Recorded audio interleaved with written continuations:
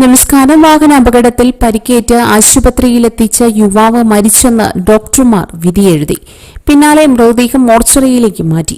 7 മണിക്കൂറുകൾക്ക് ശേഷം മോർച്ചറിയിലെ ഫ്രീസറിൽ കിടത്തിയ മൃതദേഹം പോസ്റ്റ്മോർട്ടം നടത്തുന്നതിന്റെ നടപടികൾ സ്വീകരിക്കുന്നതിനിടെ ചിലർ യുവാവ് ചലിക്കുന്നതായി ശ്രദ്ധിച്ചു.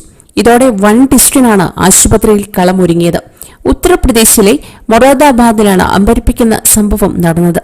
അമിത വേഗതയിൽ വന്ന ബൈക്കിടിച്ച് മൊറാദാബാദിൽ ഇലക്ട്രിക്കൽ ജോലി ചെയ്യുന്ന ശ്രീകേഷ് കുമാർ എന്ന 40 വയസ്സുകാരനാണ് ഗുരുതര പരിക്കുകളോടെ ആശുപത്രിയിൽ എത്തിയത്.